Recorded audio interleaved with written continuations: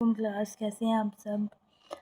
Class जैसा कि हमने चैप्टर नंबर 3 स्टार्ट किया हुआ है। ठीक है, इसकी आज हमारी लास्ट एक्सरसाइज हमने कर ली थी। ठीक है, और हमारी सिर्फ इसकी 2 एक्सरसाइज रह गई हैं। एक्सरसाइज 3.4 बी है और 3.4 सी है। ठीक है, जैसा कि एक्सरसाइज 3.4 बी है तो इसमें देखें, इसमें सबसे पहले इसकी एग्जांपल कर लेते हैं। इसकी एग्जांपल है हमारे पास इन्वर्स प्रोपोर्शन है। ठीक है, इन्वर्स में क्या होता है, जब एक क्वांटिटी इंक्रीज़ हो रही है तो दूसरी क्वांटिटी क्या होगी, डिक्रीज़ होगी। ठीक है, ऐसा ही है। और हमने यहाँ पे इसकी एग्जांपल करते हैं। एग्जांपल 1 है इसकी। ठीक है, कहते हैं क्या, 10 man do a work in 4 days, how many days 20 man in do the same job. ठीक है, तो सबसे पहले तो हमारे पास इसके मैन कितने हैं, मैन है पहले। जब हमारे पास 10 मैन है तो तब हमारे पास डेज़ कितने हैं, 4 डेज़ हैं। 4 डेज़ वर्क किया। ठीक है, फिर उसके बाद हमने बताना है कि हाउ मैनी डेज़। ठीक है, कितने डेज़ होंगे जब 20 मैन जो हैं वो वही काम वही सेम जॉब करेंगे। ठीक है, जब आपके पास 20 है तो तब आपके पास आपने फाइंड करने हैं डेज़। ठीक है, तो जैसा कि आपके पास ये देख रहे हैं कि ये इंक्रीजिंग फंक्शन है, पहले 4 है फिर पता नहीं कितने हैं। ठीक है, अगर हम इससे इसका देखें ताल्लुक, तो हमें अगर 10 है तब हमारे पास कितने डेज़ हैं, 4। अगर 20 है तो मोस्ट का मतलब यही है ना कि इंक्रीज़ होंगे। ठीक है, तो ये फंक्शन देखें, ये नीचे से डिक्रीज़ हो रहा है और दूसरी साइड पे डेज जो है वो हमारे पास इंक्रीज़ हो रहे हैं। इसको आप इस तरह से लिखेंगे। लिखने का मेथड यही है कि पहले टेल आएगी फिर हेड आएगा, तो फिर उसी तरह से product of mean extreme is equal to product of mean. तो ये आपके पास यहाँ से एक्स की वैल्यूज़ आ जाएगी। तो the job will be finished in days 2। तो वही जॉब जो है वो 2 डेज़ में क्या होगी, फिनिश हो जाएगी। जैसा कि अब इसका क्वेश्चन है, क्वेश्चन 1 है इसका।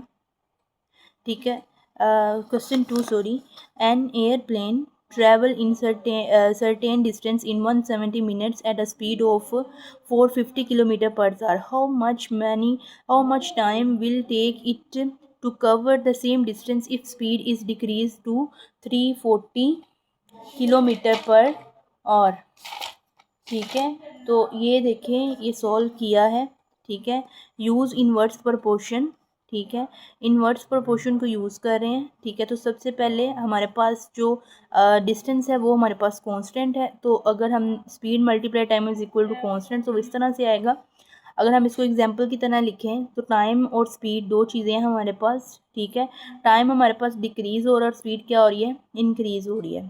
ठीक है, और आपने इसको अगर हम इस तरह से लिखेंगे, ठीक है, product of extreme is equal to product of mean, तो हमारे पास ये इस तरह से आ जाएगी, सेम एज एग्जांपल। ठीक है, इसी तरह से इसका जो क्वेश्चन 3 है, क्वेश्चन 3 में वो कह रहा है कि 7 days food is available for 72 soldier in a camp. 12 more soldier came.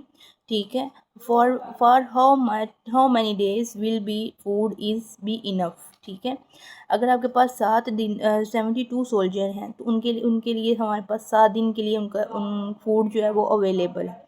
अगर हम 12 का मोर इजाफा कर देते हैं तो फिर हमने बताना है कि फूड कितने डेज़ के लिए होगा। ठीक है, अगर हम इसको इस तरह से पुट करें, ठीक है, तो ये हमारे पास डेज़ हैं और ये हमारे पास सोल्जर हैं। तो वही डेज़ आपके पास, अगर आपके पास 7 डेज़ हैं तो सोल्जर कितने हैं, 72। और अगर आपके पास डेज़ बताने जब आपके पास 12 सोल्जर अंदर मज़ीद ऐड हो जाए, इसको इस तरह से लिखेंगे, product of mean is equal to product of extreme. तो ये हमारे पास इस तरह से आएगा। अब देखें, 12 का इजाफा हो रहा था, हम 72 और 12 को क्या करेंगे, ऐड कर देंगे। ऐड करके हमारे पास आएगा 84। क्या आएगा, 84 सोल्जर्स आएंगे। ठीक है, इसको हमने यहाँ पे इसके मल्टीप्लाई कर देना है। ठीक है, डिवाइड करेंगे तो हमारे पास 6 सोल्जर्स 6 डेज़ में वो खाना जो है वो अवेलेबल है। 6 डेज़ के बाद वो खाना फिनिश अप हो जाएगा। ठीक है, इसके साथ ही अब आगे हमारे पास जो इसके रिमेनिंग क्वेश्चन है वो सिमिलर है, वो आप लोग करेंगे, खुद करेंगे। ठीक है, अब नेक्स्ट हमारे पास है कंपाउंड प्रोपोर्शन। कंपाउंड प्रोपोर्शन क्या होती है, द रिलेशनशिप बिटवीन 2 और more proportion is known as compound proportions. The method of solving question is given below. चलें जिसकी पहले एग्जांपल करते हैं। ठीक है, एक्सरसाइज 3.4 में एग्जाम्पल 1 है, if 35 labours dig 805 cubic centimetre of the earth, ठीक है, इज़ 5 और how many earth will 30 hours dig in 6 hours, ठीक है। सबसे पहले अब हमारे पास जो रिलेशन आ गया है वो रिलेशन है 3 क्वांटिटीज़ में। रिलेशन कितनी क्वांटिटीज़ में? 3 क्वांटिटीज़ में हमारे पास रिलेशन है, ठीक है, ठीक है। ये हमारे पास क्वेश्चन है, ठीक है। तो 3 क्वांटिटीज़ की बात हो रही है, लेबर्स, ऑर्स और अर्थ, ठीक है। अगर आपके पास 35 लेबर्स हैं, ठीक है, तो 5 घंटों के अंदर वो ज़मीन का कितना हिस्से को खोद रहे हैं? 805 सेंटीमीटर क्यूब, ठीक है। यहाँ पे सेंटीमीटर क्यूब भी आएगा, सेंटीमीटर क्यूब, ठीक है। और फिर वही अगर हम लेबर्स बढ़ा देते हैं, 30 लेबर्स कर देते हैं, मतलब लेबर्स कम कर देते हैं, सॉरी, अगर लेबर्स की तादाद कम कर देते हैं तो घंटा जो है वो बढ़ा देते हैं, 6 आवर्स हो जाते हैं, तब हमने बताना है कि वो कितनी ज़मीन को खोद लेंगे, ठीक है। तो उसके लिए अब आपने करना क्या है, अब आपने ये एरो जो है यहाँ जो जिसको आपने फाइंड करना है, ठीक है, अर्थ का एक फाइंड करना है, उसको हमने एक्स सपोज कर ली, ये आपने इस तरह से एरो आपने डिसाइड कर लेना है, ठीक है। फर्दर अब आपने इससे रिलेटेड ये एरो डिसाइड करना है। जब आपके पास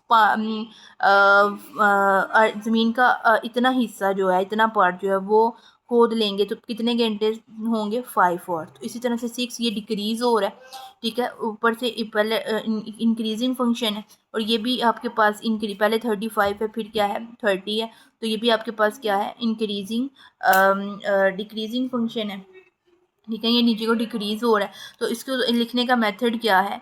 अगर अब आप इसको पहले लिखते थे रेशो में, इस तरह से 35 रेशो 30, ठीक है। अगर हम आपको पता है कि रेशो को आप ओवर में भी लिख सकते हैं, ठीक है, तो ये ओवर में लिखा। इसी तरह से यहाँ पे भी इसको ओवर में, क्योंकि ये मल्टीप्लाई हो रहा है, जिसको फाइंड करना है वो प्रोपोर्शन की राइट साइड पे जाएगा, उसको आपने फाइंड करना है। यहाँ से इस तरह से आप इसको यहाँ से एक्स की वैल्यू फाइंड आउट करेंगे, ठीक है।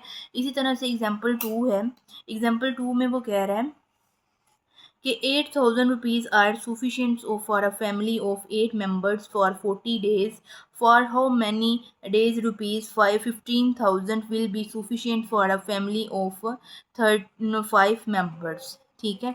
तो ये मैंने सॉल्व किया है। हमारे पास बात किन की हो रही है? रुपीज़। जब आपके पास 8,000 हैं तो 4 मेंबर्स हैं, तो डेज़ कितने हैं? 40 डेज़ हैं।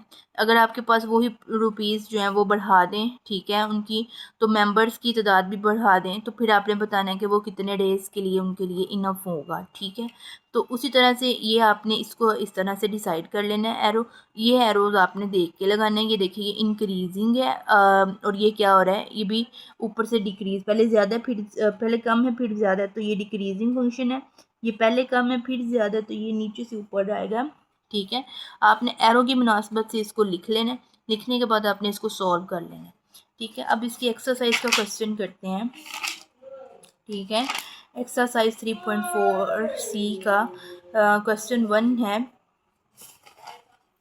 क्वेश्चन 1 में वो कह रहा है A worker is finished in 10 days by 30 worker working 8 hours daily. In how many days would the same work will be finished by 20 workers working 10 hours a day? अब हमारे पास बात किस चीज़ की हो रही है? डेज़ हैं, वर्कर्स हैं और आवर्स हैं, ठीक है। डेज़ हमने फाइंड कर, अगर आपके पास 10 डेज़ हैं तो 30 वर्कर्स जो हैं वो 8 आवर्स में काम कर रहे हैं, ठीक है। अगर वही वर्कर्स जो है अगर 20 करते हैं और आवर्स हमारे पास 10 हो, तो फिर हमने बताना है कि वो कितने डेज़ में काम फिनिश करेंगे, ठीक है। तो इसको आपने इस तरह से डिसाइड कर लेना, ठीक है। आप इसको प्रपोर्शंस को आप ओवर में भी लिख सकते हैं। लिखने के बाद आपने इसको यहाँ से एक्स की वैल्यू आ जाएगी। इसी तरह से इसके रिमेनिंग क्वेश्चन है वो आप लोगों ने करने हैं, ठीक है। ये होम टास्क है आप लोगों का। ओके जी, अल्लाह हाफिज़। चैप्टर 3 हमारा कंप्लीट हो गया।